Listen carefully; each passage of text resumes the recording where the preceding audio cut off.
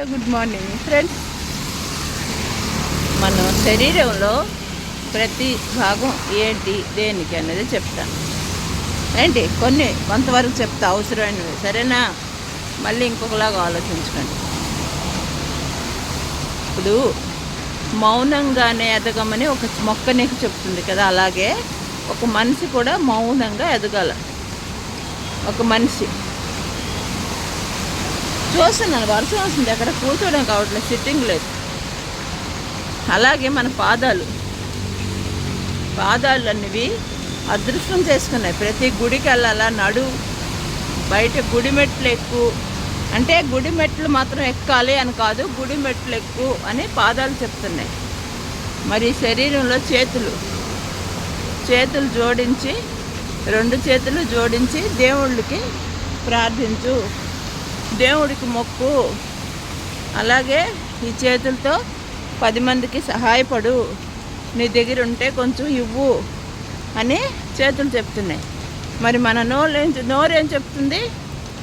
మంచి మాటలు చెప్పు, వీలైతే 10 మంది కోసం మంచి మాటలు చెప్పు, మంచి పాటలు పాడు, దేవుడి కోసం పాటలు పాడు, మంచి పనులు చేసేటట్టుగా, మంచి మనుషులు అంటే అందరికీ మంచి జరిగేలా 4 మాటలు వీలైతే చెప్పు. అలాగే ఈ కళ్ళు దేవుడికి చూడు, అలాగే ముక్కు ధూపాలు వాసన పీల్చుకో, చెవులు మంచి మాటలు విను, చెడు మాటలు కూడా విను, కానీ ఇంకొక చెవు కూడా ఇచ్చాడు కదా దేవుడు. ఆ చెవు నుంచి ఆ చెడు మాట వదిలి, ఎవరైనా మనకు ఏదైనా చెప్పారనుకోండి గోసి, అది మనం వెంటనే చెవులలో వదిలేయాలి తప్ప ఇంకొకరికి చెప్పకూడదు.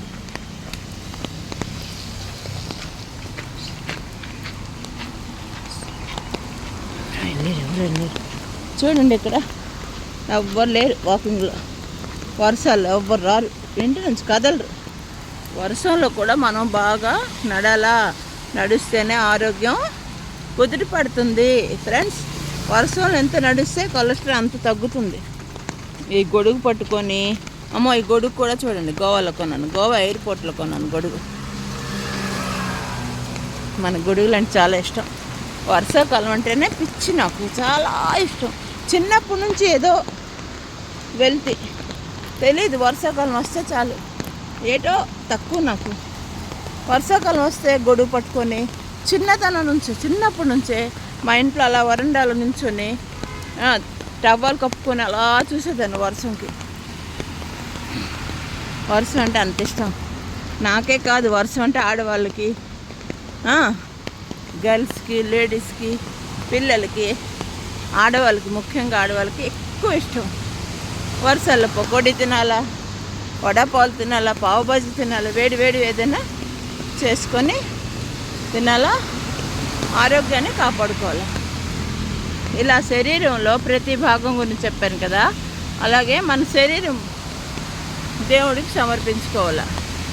పువ్వులాగా ఒక పువ్వు చూడండి, దేవుడి పాదాల వద్దకు వెళ్తుంది, లేదంటే ఆయన శిరస్సు పైన ఉంటుంది, లేదంటే మన శిరస్సులో ముచ్చటిగా ఉంటుంది. అలాగే ఆడవాళ్ళు మనుషులు కూడా మన శరీరాన్ని దేవుడికి సమర్పించుకోవాలి, ఆత్మ కూడా ఆయనకే సమర్పించుకోవాలి, బాలాజీకి. ఇలా శరీరం ప్రతిదీ ఒక్కొక్కటి చెప్తుంది మనకు, ఇలా చెయ్యు అని. కానీ మనమే బద్ధకం, చెయ్యం. తెల్లవారితే లెగిసి గ్రీనరీ చూడు, ఇలా గ్రీనరీ చూడు, నేను నిన్ను కాపాడుతాను అని అంటుంది కళ్ళు. కానీ మనం చూడం, బయటికి రాము. ఇంట్లోనే టీవీలు చూసుకుంటూ, ఇంట్లోనే సీరియల్ చూసుకుంటూ, ఇంట్లోనే గోసిప్స్లు చేసుకుంటూ, వాళ్ళ మీద వీళ్ళ మీద మాట్లాడుకుంటూ, సొల్లు దొబ్బుకుంటూ ఉంటాం. ఏమి ఇంటి నుంచి బయటికి కదలాలి కదా, అప్పుడే కదా ఆరోగ్యం బాగుంటుంది.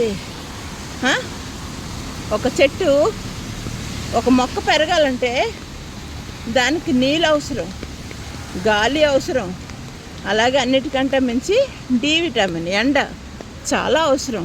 ఎండ ఉన్నప్పుడే చెట్టు బాగా గట్టిగా స్ట్రాంగ్గా పెరుగుతుంది. అంటే మనిషి జీవితం కూడా అటువంటిదే. మనకి ఎండ తగిలితేనే మన శరీరంలో ప్రతి భాగం స్ట్రాంగ్ అవుతుంది, మన బోన్స్ కూడా స్ట్రాంగ్ అవుతుంది. ఇక్కడ జామ చెట్టు ఉంది చూసారా, ఉండండి నా జామకాయలు అంతే వచ్చాయి. పెరిగాయి ఇంకొంచెం పెరగనే లేదు, నేను తినే జామకాయలు. ఇక్కడ తోటమాల ఉంటాడు కదా పాప, వాడు నీళ్ళు వేస్తాడు కదా, వాడి కోసం వదిలేస్తున్నాను. లేదంటే ఈరోజు దొంగలాడేస్తుంది పువ్వులు, చెట్లు, కొమ్మలు, మామిడికాయలు అన్నీ. వద్దులే పాప వాళ్ళని, వాళ్ళు కూడా చూసుకుంటుంటారు కదా పెరుగుతుందో లేదో కాయ అని, వాళ్ళ కోసం వదిలేద్దాం ఏంటి. గణేష్ పూజకి చిన్న కాయ ఉంటే చాలు నాకు, సరేనా. చూడండి చిన్న జాంకాయలు ఎన్ని ఉన్నాయి చూసారా, 4, 5. ఇవి ఇంకా పెద్ద అవుతాయి, జాంకాయలు పెద్ద అవుతాయి. చెట్టు పెట్టి తెలిసిపోద్ది నాకు, మనం చిన్నప్పటి నుంచి చెట్టుల్లో పెరిగాం. నేచర్ అంటే పిచ్చి, నేచర్ అంటే ఎంత పిచ్చి అంటే చిన్నప్పటి నుంచి చెట్లలోనే ఎదిగేదన్న, చెట్ల మీదే ఉండేదన్న, చెట్ల మీదే తిరిగేదన్న. తెల్లవారితే 4 గంటలు లేచిపోయి చెట్లు తిరిగేదన్న. మొత్తం ఏరియా సొసైటీలో అన్ని చెట్లు ఖాళీ చేసేదాన్ని, పువ్వులు మా అమ్మకి తెచ్చి ఇచ్చేసేదాన్ని. జామకాయలు అవన్నీ, మామిడికాయలు నబ్బో, అన్ని రకాలైన మామిడి పళ్ళు కానీ అన్ని రకాలైన ఫ్రూట్స్ తెంపిసేదాన్ని. మరి ఇక్కడ నాకేంటి, ఇక్కడ మనమే కింగ్, ఎందుకంటే ఇక్కడ ఎవరు రారు కదా, నేనే తిరుగుతుంటా చూస్తారు కదా. వస్తారు చాలామంది అంకుళ్ళు, వాళ్ళు అంటే అప్పుడు జనరేషన్ టైం వాళ్ళు కాబట్టి వాళ్ళు వస్తారు తెంపడానికి. ఇప్పుడు నా తోటలు ఎవరు రారు, వీళ్ళకి ఇల్లు కదలడానికే బద్దకాలు. ఇంకా చెట్లకు వచ్చి మామిడికాయలు, పువ్వులు, పళ్ళు ఎవరు తెంపుతారు, డబ్బులు ఇస్తే వచ్చేస్తారు. ఇంటికి డబ్బులు ఇస్తే సైకిల్ ఒకటి తెచ్చి అన్నీ ఇచ్చేస్తాడు. సైకిల్ గురించి చెప్తా, రేపు చెప్తా, సరేనా. Good morning.